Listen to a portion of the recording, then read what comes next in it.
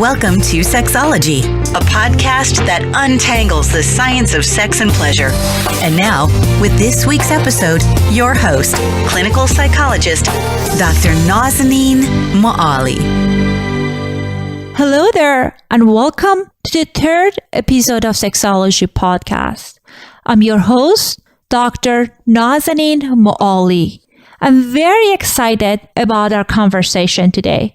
Today, we're going to explore polyamory and open relationships. I know it's a very controversial topic for many of you, and I encourage you to keep an open mind about this topic. Like most of you, I have also been taught that there's only one way of relating to a partner. Sex was only justifiable in a lifelong monogamous heterosexual marriage. I was also told that monogamy is normal and natural, and whoever had any desire that did not meet the definition that I just shared with you were morally deficient, psychologically disturbed, and going against nature.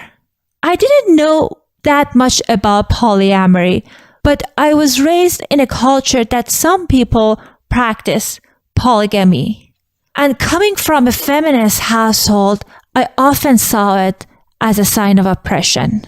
It wasn't until I started working with individuals and triads in my private practice that I learned about what is the true meaning of polyamorous relationships. Many of my patients, they were able to successfully navigate their relationships, and their relationships were based on open communication, emotional honesty, and safe sex. That's why I thought it would be a very interesting topic to explore further with my guest, Tamara Powell. Tamara is a licensed mental health counselor and empowerment coach. In 2014, she founded Aria Therapy Services, a holistic counseling and coaching practice that offers services in person in Pensacola, Florida area, I hope I said right, and online across the US and internationally. Tamara also has a podcast. She just recently launched it, and it's called Undressing the Spirit, which will look at the intersection between sexuality and spirituality. Here is my conversation with Tamara Powell. Welcome back to another episode of Sexology podcast. Today we're talking about alternative to monogamous relationships. As probably most of you know, our culture is biased toward more traditional monogamous relationships. And when it comes to other alternative relationships, most of us are misinformed. Our guest today is licensed mental health counselor Tamara Powell. Welcome, Tamara, to our show. Hi, thank you so much for having me. Thank you for coming on. I'm very excited about our conversation today. So let us start. Tell us a little bit about your practice and your experience working with sexually diverse clients. Yes, so I opened up Aria Therapy Services in 2014. I'm actually in what's considered the Bible Belt in the United States. I'm down in Pensacola, Florida, so we're considered part of the Deep South. And I noticed that there wasn't a lot of opportunities for anything that was non-traditional. And conversely, like I did grow up in the Christian church, so there also wasn't a lot for even people in Christianity that wasn't necessarily looking for a biblically based counseling practice. So I really wanted to bridge the gap and provide holistic counseling for basically everything in the box and outside the box as well. So I have kind of made a name for myself in working with the LGBTQ population and polyamory and kink and basically everything related to relationships and the erotic. That is so fascinating because, I'm based in LA and I didn't think about how prevalent are non-traditional partners and how people are diverse in sexuality in other part of the United States. So you started it, and I would imagine it's very well received. Yes and no. So incredibly well received by my clients who want me here. And then certainly there are people that just have no idea what to do with us. So that's okay too. And I can totally understand that, because even in LA, when people hear I work with polyamorous couples, they get kind of like sometimes offensive, thinking, yes, that we are trying to convert people, or they're going to get like threatened. So that's fantastic that you're doing that work. I think so. Okay, wonderful. So there are different definitions around polyamory. What is your definition of polyamorous relationship? So for most of my clients that come in and say that they're polyamorous or poly, we tend to basically use what the word means, multiple loves. And it doesn't necessarily mean that my clients are absolutely head over heels with all of their partners, but it just means that they're open to both themselves and the people that they're with having more than one romantic interest. And so how that looks is very different couple to couple, but it's anything other than completely non-monogamous. Absolutely. And it's a term that coined in 1990s. And as you mentioned, it talk about loving many people. And I see that how people use this term differently based on the kind of loving and sexual relationship they're practicing. So based on your experience, who chooses polyamory and why? People who... Well, I actually have two. I think there's two types of people that end up in poly relationships. The first ones just seem to be naturally polyamorous. It's almost as if it never occurred to them that monogamy should be the thing. It's just those are the types of personalities that they're like, well, I love chocolate, but I also love peanut butter. Why can't I have both? They don't seem to be as territorial or possessive or struggling with as much jealousy as perhaps the vast majority of us tend to do when we are in love, right? The idea of to love is often to have and belong to. But for this first set of clients, they just don't operate on that continuum nearly as much. It doesn't mean that they don't ever get jealous, and oftentimes it's one of the reasons that brings them into my office. But when it comes to love, they just never think about limiting themselves. And then the second group of people that I often see falling into polyamory are couples who just want diversity. They find themselves in a relationship and they want to perhaps try incorporating a different type of sexual play or a different type of sexual partner. And so they kind of stumbled upon polyamory, for lack of a better term. Does that make sense? Absolutely. And I see the similar pattern in people that I see in my practice. Some of them, as you mentioned, by nature, they are more adventurous and they find it so fascinating, and they can have multiple committed relationships. And some of them, when I work with them in a monogamous relationship, they constantly talk about their frustrations and their issues, and they really want to work out the relationship they have, but they found that, as you mentioned, that they have other interests. And I've seen many successful couples who were able to navigate polyamorous relationship. And I was myself a little bit skeptical until I started working with clients and I started going to trainings on working with polyamorous relationships and couples. And I found that there are people that are very successful. And one misinformation that some people have is that these people have issues with attachment, it's avoidance. But based on my experience, that's not what I see and what I experience with my clients. What's your perspective on that? No, it's certainly not been the case for me either. In fact, for the clients who started out as monogamous and are looking to open their relationship, I've actually experienced by watching them have an increased intimacy and attachment within the marriage. I've actually seen increase both in frequency and in intensity, like satisfaction rating of the marriage dynamic. no matter how many people they're playing with on the side. So I don't at all buy into the fact that they're avoidant, but it is certainly something that I would love to continue to see in our field be changed and be normalized, because for so long that has kind of been the thought. And I actually had an experience in grad school during my internship where one of the couples I was working with on the university counseling center, so they were probably like in their early 20s, my supervisor instantly recommended that I not advise them to continue on trying to have an open relationship. She just said that that was absolutely going to be the death of it, that they were just being, they were probably just being selfish or egocentric, and that it was automatically going to spell the death of their relationship. And that was my first clue of,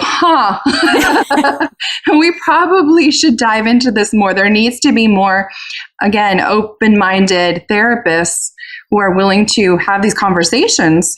Absolutely. And the research in this field is a little bit limited because people just recently started looking into it because of all kind of bias associated with polyamorous relationships.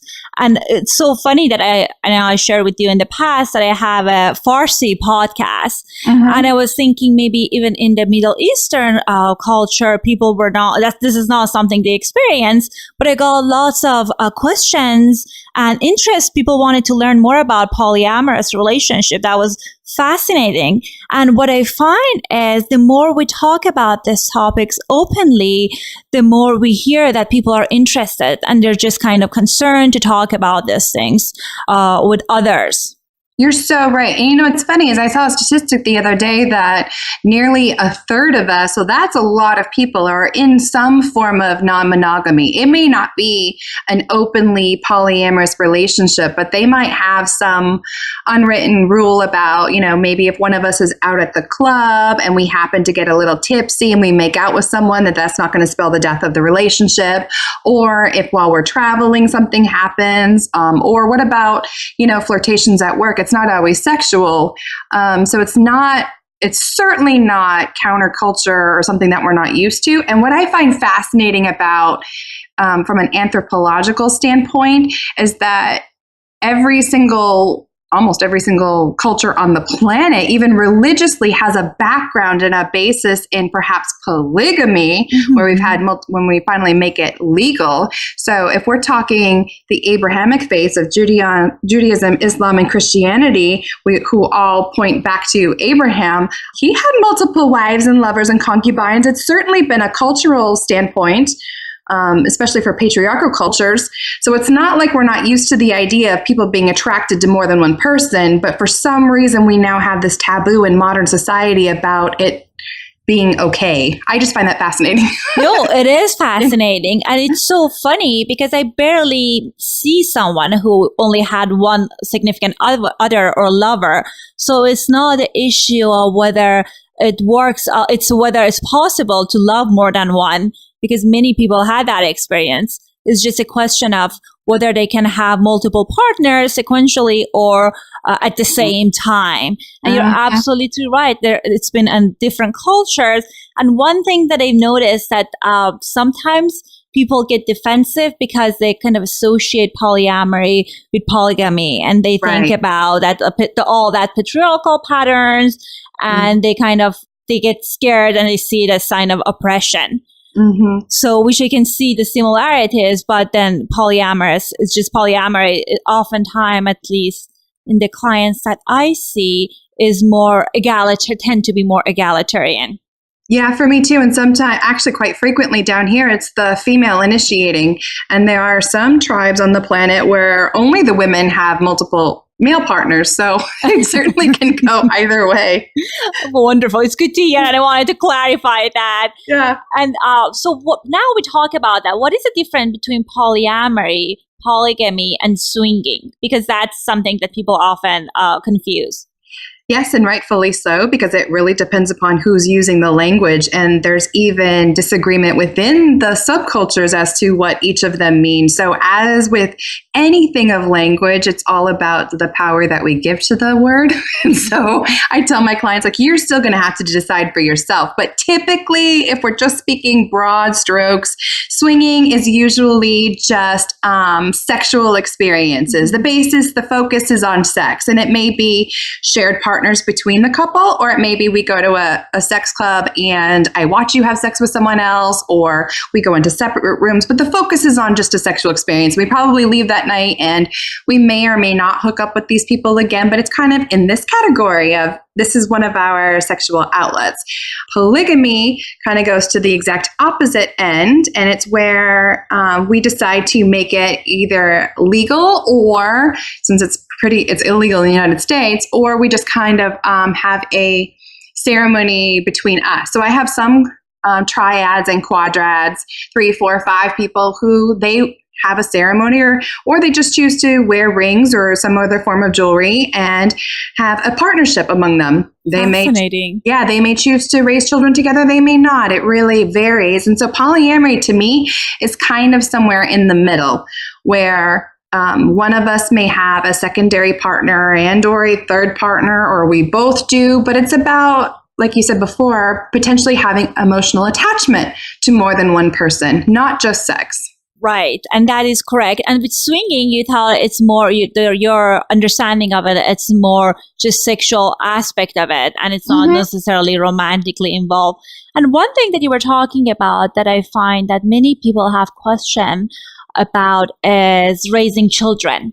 Yes. I know that people think might be a bad role model for children. I certainly work with couples that had children, and they were in a polyamorous triad and things such as like that they were in the polyamorous relationship, and their children were doing well because they had more resources. But what's your experience around raising children in a polyamorous families? I would have to agree with you. It's all about, and from my opinion as a counselor, how healthy are the people at play? How are they navigating the parental roles? Are they able to be good mentors? Does this triad have a good arrangement for how the bills are going to get paid, how the division of labor, who's going to watch the children?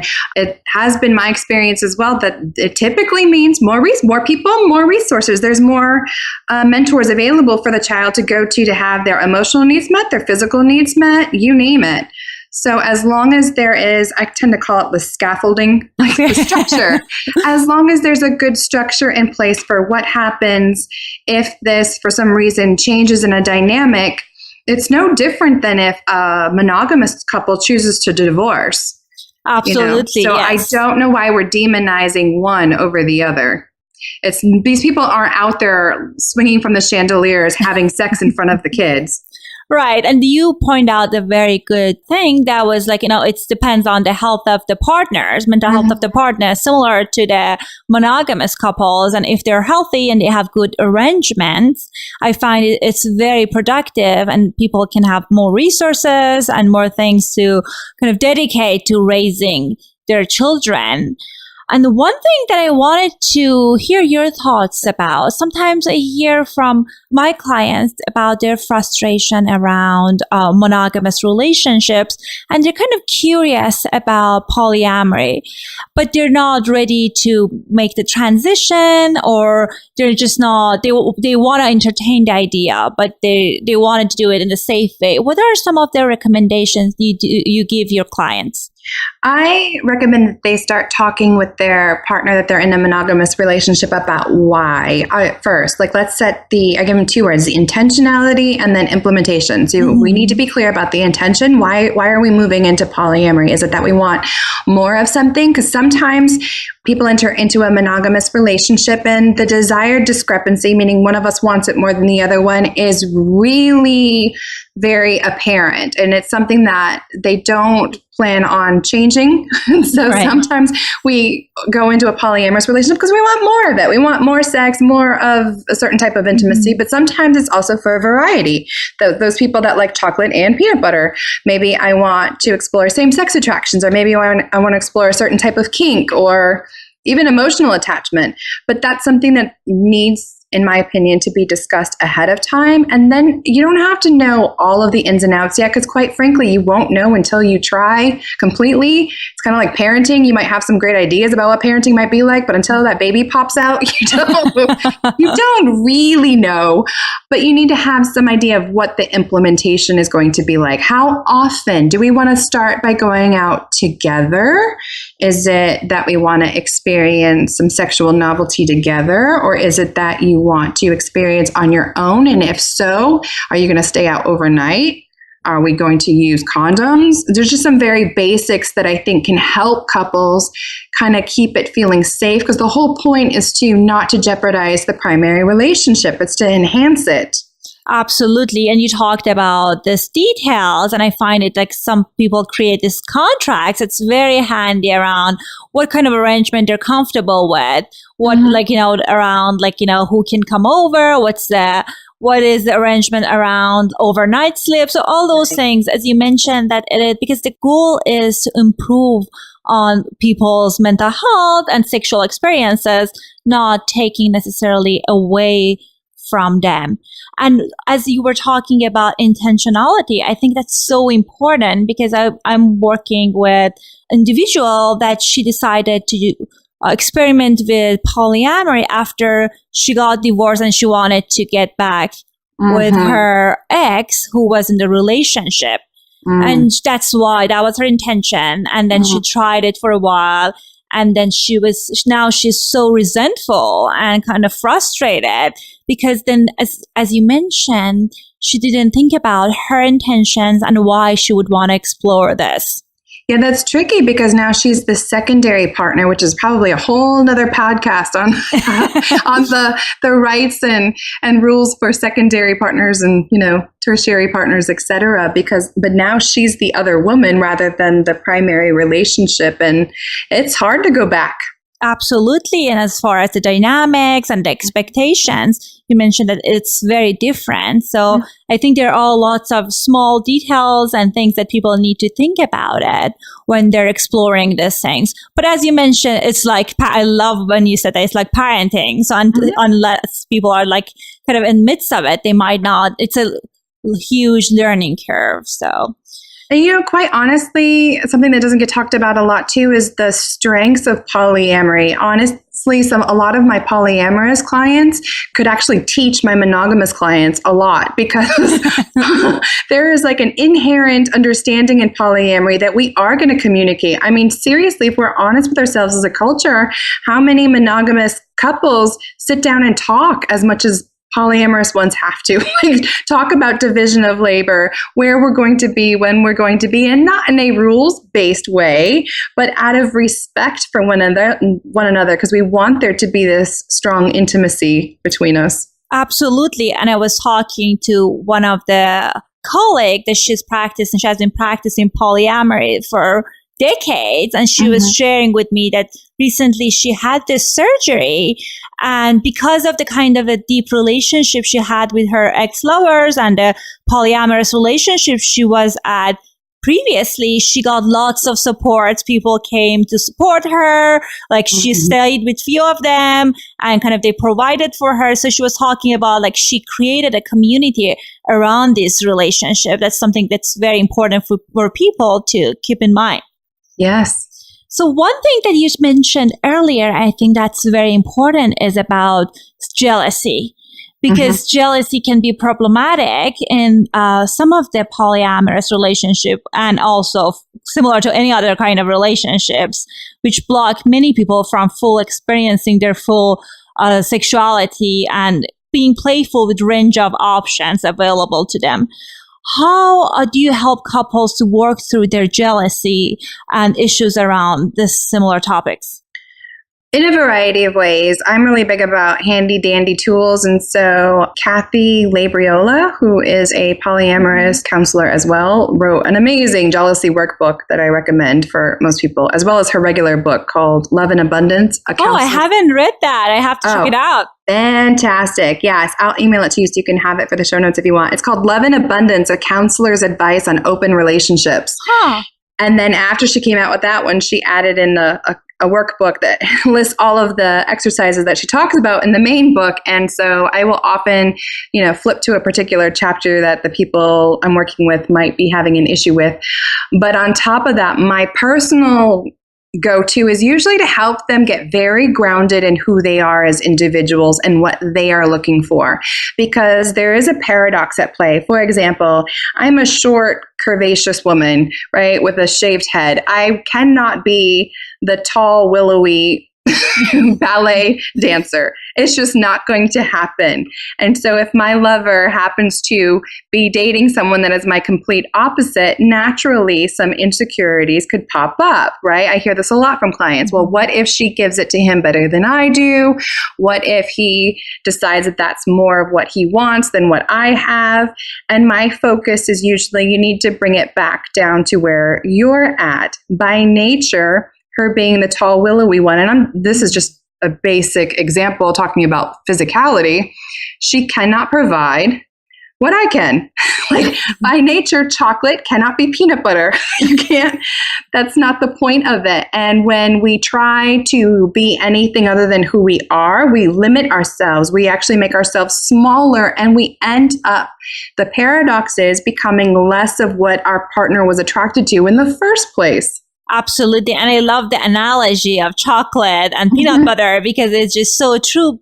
Different people have different things to add to a relationship. And it's not necessarily we are competing for one kind of strength or attention. Right. So that was a wonderful example. So we're toward the end of our time. Obviously, you're an expert in this field. So how can people get a hold of you, Tamara? I have my practice website, which is Aria Therapy Services. And so Aria, A-R-Y-A, at ariatherapy.com. I chose that word because it means anything but ordinary in Sanskrit. I love that. I love that, right? Yes. And then recently I founded Tales from a Trapezoid, which is my place to be a little more free with the raw, edgy side of life. So you can find me on Facebook under both of those, Aria Therapy Services and Tales from a Trapezoid. And then they also have their own separate web pages. And then come January, I'm very excited to be launching my own podcast called Undressing the Spirit, which will cover all of this and basically everything related to sexuality and spirituality, because those are my two passions. Wonderful. And I'll make sure I put the information on the show note. And I'm very excited for your upcoming podcast. And please keep us posted on that. And thank you so much for accepting our invitation. It was lovely to talk to you. You too. Thank you. Thank you. I hope you enjoyed my conversation with Tamara. I learned from her that there are lots of ways to relate, to love, to share sex, and to be human, and none of them in any way reduces or invalidates any of the others. If you enjoy listening to our podcast, I really appreciate if you leave an honest review for our show in iTunes. Thank you so much for tuning in, and I'll see you next week. Thanks for listening to the Sexology podcast. For more great content, visit www.sexologypodcast.com. Please be advised that information presented on this podcast is not a substitute for seeking help from a licensed